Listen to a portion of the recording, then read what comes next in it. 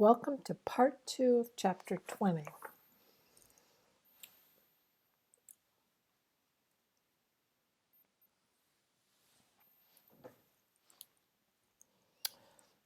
So, Earthworks are one of these new art forms that take art out of the marketplace and into nature, and are the very antithesis of Warhol's crass commercialism. There was absolutely no commodity here. Sculptors working outdoors used materials found at sites to fashion earthworks.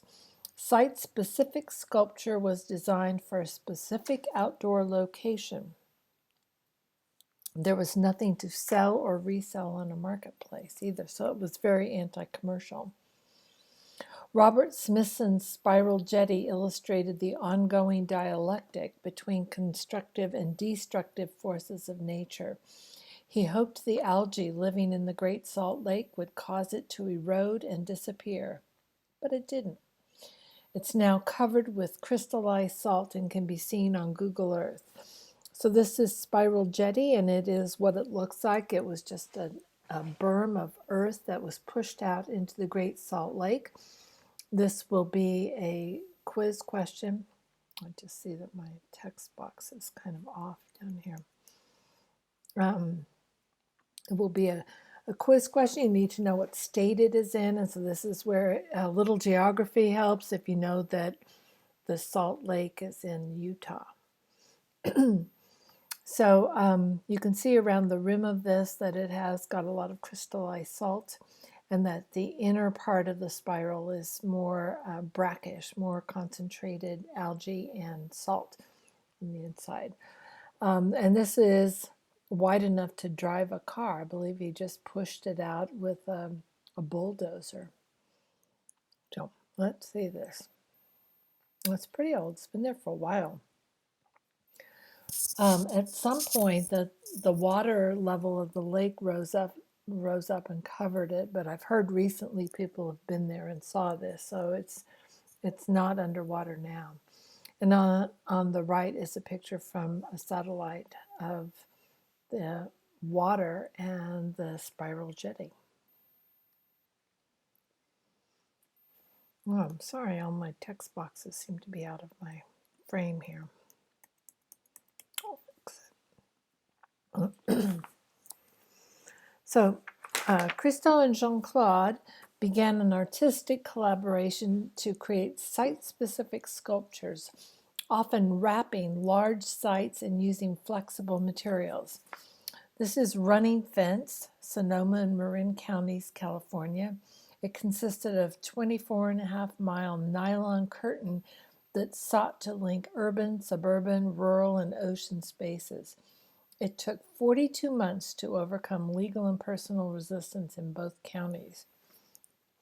So they were also, in addition to being site-specific, they were also rather conceptual in that they considered the work of art to be everything from their first discussions about making a project until the project was completed and removed. So the entire process in their minds was their artwork. So here's the Running Fence from the 1970s. And here's a few more of Christo and Jean-Claude's projects. At the top is the covered Reichstag building in Berlin. And on the lower left is a series of arches that are in Central Park in New York. They were just kind of gateways and people would walk under them. And on the right is a covered island where this fabric was floated around some island. I have no idea where that is. But this is the kind of thing they did. It was mostly flexible materials, and they would cover or do something with them like that. And here's another artist who used fabric. And she brings us to our first feminist art. So feminists challenged the idea that great art was all made by men, even though most of the stuff we've seen in this class has been made by men. Women were rarely mentioned in art history despite their many contributions. Like all ideological art, feminist art is message-driven and is loaded with symbolism and meaning. So Miriam Shapiro believed in an explicitly feminine aesthetic exhibited in her personal appearance number 3.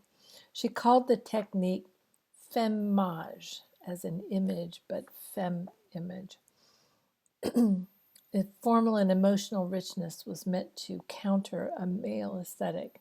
It was also her choice to use materials which had traditionally been used by women in quilt making from early American history and before that. I don't think it's terribly successful as a feminist piece, but that's her. Another scrunched text box. I just resized everything. And this is more famous still. This is Judy Chicago's Dinner Party. It is a mixed media installation. And if you look at it, it's really large and it's a triangle. Now I'm going to describe this to you. There's a lot of information in the caption.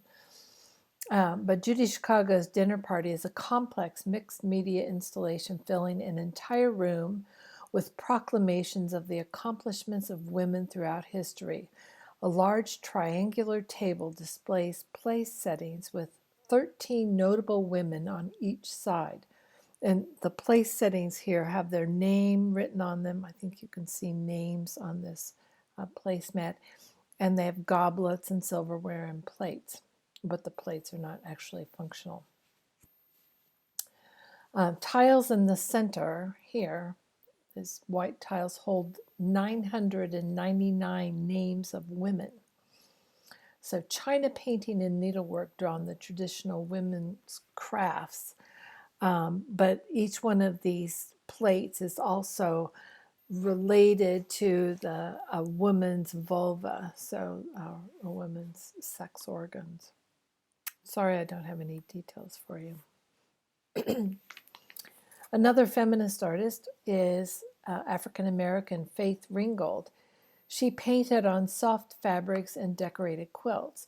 Tar Beach of 1988 recalls the roof of an apartment building where Ringgold's family slept on hot summer nights.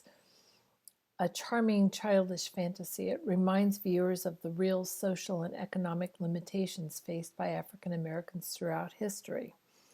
She also wrote a children's book about this quilt. I don't know which one came first, the quilt or the children's book, but both have been made. And so it's, again, that's her personal work. Cindy Sherman is still alive. I think several of these people are still alive.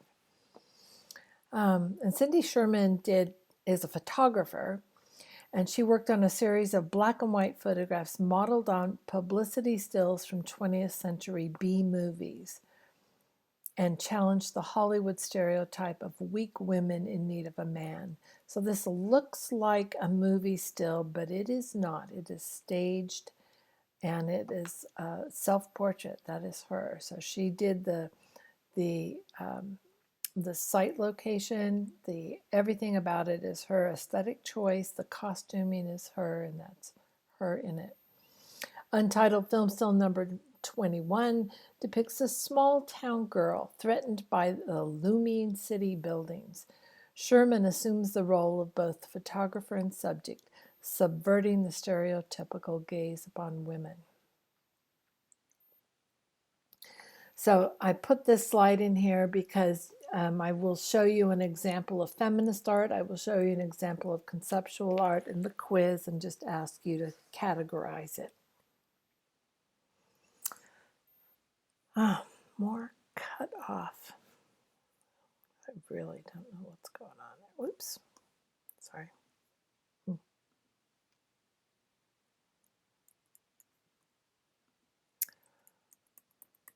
There.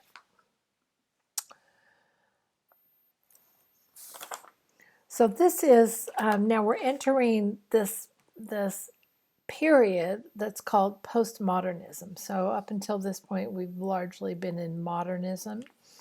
I hope you observed that the period of abstract expressionism and color field painting was rather short-lived. It was just in the 50s for the most part. And we've returned to a lot of figural art, and it's going to get more and more figural. But there will also not be any single stream from now on. So that's one of the aspects of postmodernism. It rejects the concept of a mainstream and accepts artistic pluralism seen in a variety of intentions and styles. The avant-garde, or these forward-looking artists, the ones who are pushing envelopes, now acknowledge the exhaustion of the old modernist faith in innovation by reviving older styles. So Anselm Kiefer here is reviving the older style of expressionism that we saw at the beginning of the century, when there's just a lot of, very strong brushwork, and it's intended to evoke a feeling in the viewer. So the artist is putting his feelings in and wants the viewer to feel it as well. So the lack of a mainstream means that art develops in many different directions and modes simultaneously. We saw these themes emerge in the early 20th century and repeated in later movements: the disregard for conventions, the rejection of traditions, the interest in the idea over the object, a lack of artist control, a rejection of capitalistic use of art in the marketplace, and a focus on various aspects of popular culture. The variety of new approaches to art is characterized under the umbrella term postmodernism. So I hope you get that. Neo-expressionism, as I said here, now we're going to look at Anselm's painting. Neo-expressionism resonates with earlier waves of expressionism with its emphasis on personal feeling. Some critics thought it signaled a reassertion of male dominance, and I think that's largely because most of the practitioners were men. Anselm Kiefer here shows a burned and barren landscape in the Märkische Heide. A painting with a road leads the viewer to ponder the dark past of the Brandenburg area during World War II. Kiefer confronts the madness of the Nazi era and invites the viewer to join. So I'm not sure that would be obvious to the average American viewer, but it would be to a German viewer, that just naming this Märkische Heide would resonate with the Germans who know their own history better than I think Americans do. Self-taught Jean-Michel Basquiat's canvases grew out of graffiti art. I don't know if you can tell that here, but that's his painting on the right. Horn Players of 1983 conveys legendary jazz musicians and a determination to portray African Americans unsentimentally.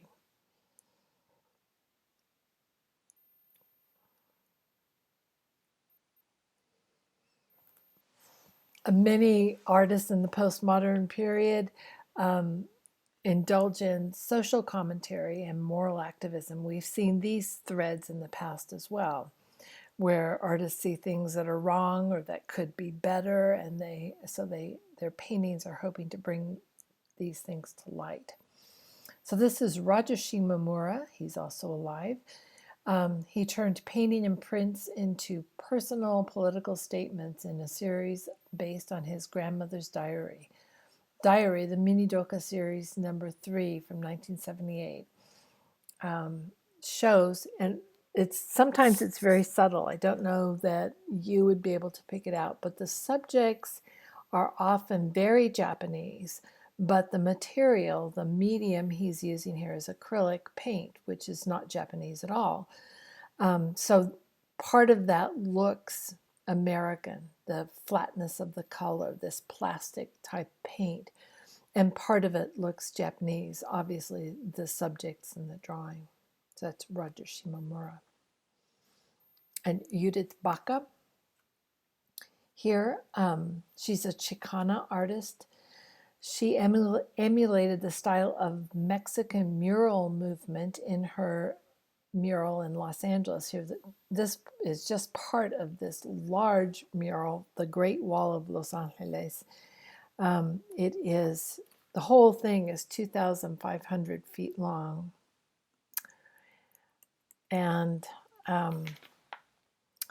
this is just one section called the Division of the Barrios from the Great Wall of Los Angeles.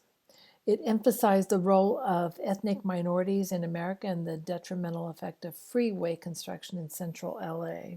So it's real easy, I think, to see here that these bands are actually represent the freeways that were put into central Los Angeles to make it easier for the people who worked there to come in from the suburbs, but it ended up destroying and cutting right through neighborhoods that were largely low income or Hispanic people, the barrios, and it cut right through their neighborhood. So that was a painful time in the history of Los Angeles. That's what that section illustrates. And another painting of some social issues is Carrie James Marshall, an African-American painter. He updated pre-modern history paintings with social commentary. Many Mansions here is a visual essay on life in public housing projects. The off-center triangle of figures recalls Jericho's Raft of the Medusa, a historical reference overlaid with touches of sentimentality. Cute ribbons fluttering around there add a sense of irony. So it might be hard to understand what he's saying here, but in the background you can see these large buildings. Those are housing projects that were part of the mid-century solution to poverty and to ghettos and slums. Several governments took it upon themselves to build these new and improved buildings, but they ended up sort of being like large prisons. I mean, they just look very institutional. So this man is shown 3 times down here, and he is putting in flowers and trying to make it look pretty, trying to make it homey and nice.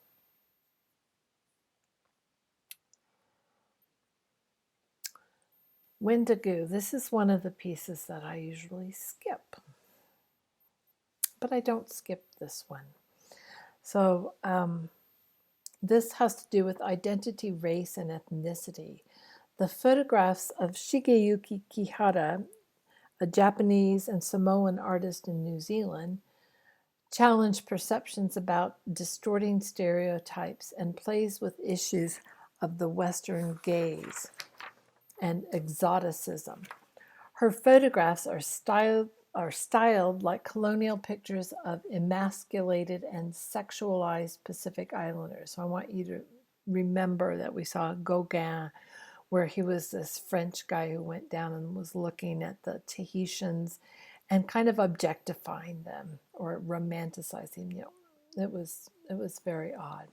So in this photograph in Ulugali, Samoa, Samoan couple, the artist herself is posing as the woman.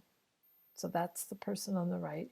And she superimposes her face on the man. I think that's really hard to see. But in other words, these people are not what they appear to be. They look like they're native Pacific Islanders, Samoan couple who have been posed and somebody's taking their picture, but that's not what it is. It's all fake, and the woman on the right is actually the photographer. She's just making a comment about this objectification. And here's another very interesting one. She will show up in the quiz as well. This is a photographer, Iranian Shireen Nishat, and she takes on issues of feminism within her culture and asserts that Islamic women's identities are more varied and complex than what is frequently perceived.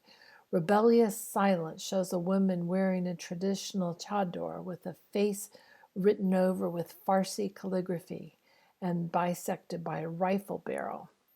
So everything she is about is feminist issues in her own country, in Iran. So she's not a radical Muslim terrorist, and I believe that's the question. So please understand, she is working within her own culture as a feminist, and she's also a filmmaker of some renown.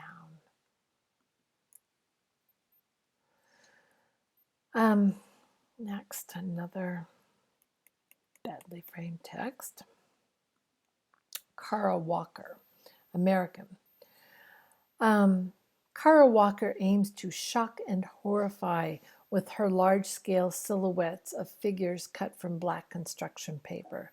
She deals with African American stereotypes and history. In Darkytown Rebellion, she shows a slave revolt and a massacre swirling with projected lights. She catches viewers, that's us, in the act of being racist, drawing on stereotypical features instead of color to distinguish the figures. So it looks like the swirling colors are being projected from this old style overhead projector down here. And the figures on the wall are just cut black paper in this art form called silhouette. So I am putting this example of a silhouette in here so you can understand this was an old, really old traditional form of portraiture that predates photography, and it was inexpensive. So families that if there was no artist, no painter in the neighborhood who could do a painted portrait of a family member, somebody might come along with some black paper and a pair of scissors and cut a silhouette for you, and that's what she's doing. She's reviving that style. So I have some more of her silhouette work. I saw quite a bit of this in Washington, D.C. the last time I was there. And you can see that her subjects are almost always African Americans, and she's pointing out that you're assuming they're African Americans based on physical characteristics and not skin color. So that's kind of her point. So here's a close-up so you can kind of see some of the edge to her work. It is very edgy. A man and woman appear to be about to kiss under a moon. Maybe they're on the edge of a swamp. But there's a lot of disturbing details in here. Like, for example, there's too many legs coming out from under the woman's skirt. And then there's a little child that's being poked with the man's sword. He's being poked in the bottom, holding up a dead bird, a dead goose.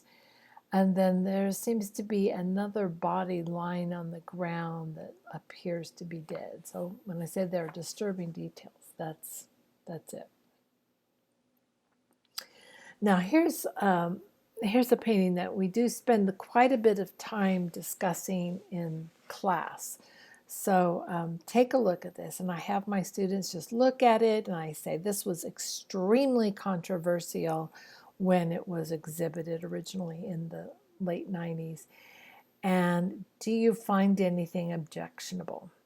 And sometimes the students pick up on the fact that the little things fluttering around in the air are not moths or butterflies, but instead they're photographs of human buttocks. Okay, so that's offensive, but is that it? Other people point out that she looks like she's African. I'm going, yeah, but is that offensive? So we just don't understand why anybody would be really upset about it, even with the naked buttocks on it. And then I exposed the title. So this was Chris O'Feely, an English artist. Sorry, there you go. And he titled this The Holy Virgin Mary, and it was the title that got him into trouble. So this painting was part of an exhibit in England that was called Sensation, and it was just full of rather edgy, sensational artwork that had a lot of people talking. It was brought to the Brooklyn Museum in New York, and at that time, Rudolph Giuliani was the mayor of New York City. Rudolph Giuliani is Italian American, which means that he is Roman Catholic, and Roman Catholics have great esteem for the Virgin Mary. So when this painting was exhibited in Brooklyn and there was some news coverage about it, Rudy Giuliani got livid and he got on the news and he was firing off his mouth and saying this shouldn't be there. It is blasphemous and it was horrible that taxpayer money paid for this art exhibit, this blasphemous art, and on and on. And the whole thing, all of this publicity, which most people thought of as negative publicity, really brought in tons of money to every museum that showed this artwork. So that's kind of where art's going these days. You got to get a buzz going. You got to get some people talking about your work. So Jenny Holzer, this is new media.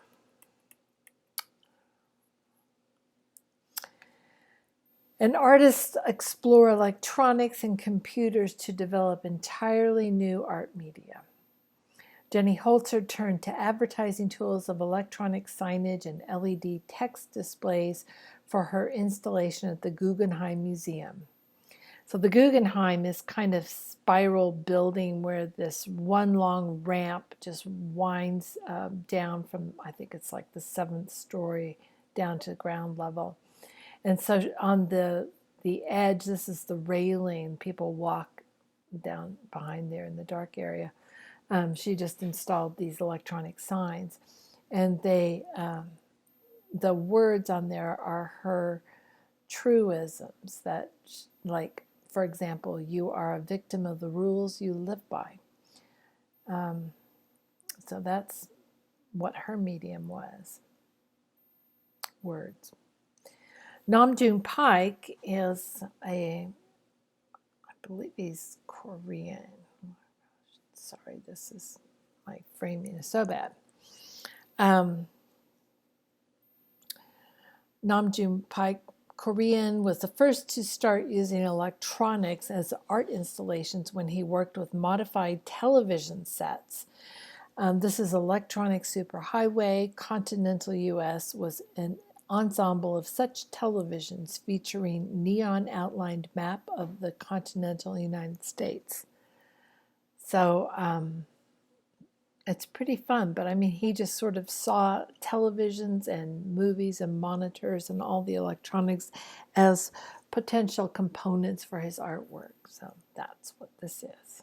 And here's a couple of more Namjoon Paik pieces. He recently died, but you can see there's a camera, so I think that it's shooting this Buddha image and projecting it onto that closed circuit television there. And a little robot made out of, TVs or monitors, something there. More new media. This is Bill Viola, video artist. Bill Viola created the double projection of The Crossing. One man slowly walks a great distance toward the camera where a rainy deluge washes him away.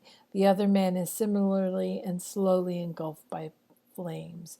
With no narrative, these powerful images force a primary aesthetic experience by the viewer. So Bill Viola's medium is film, and there are several artists who do make films that are just art films, and they are shown often in art museums in small rooms, and that's what Bill Viola's medium is. So there's the man in flames and the man in the water, and there was no narration, there's no plot, there's no story. It's just this experience of watching this video. So, new ideas and traditional materials elevating craft to art. A number of artists pushed the arts and crafts movement toward the acceptance of crafts as high art. So this is kind of a change. We've had some crafts that have been pushed to high design status, but they were still functional. And now some artists are taking the craft and moving it away from function into just pure art. So making a ceramic plate that is just to be looked at. It's just supposed to be aesthetically pleasing, and nobody would actually try to use it to eat off of. Dale Chihuly, he's very famous. He's a glass artist. He takes glass. It's no longer stained glass or functional glass, but instead glass is the art form. And my favorite glass artist, also from the Seattle area, is Dante Marioni, and he does make vessels.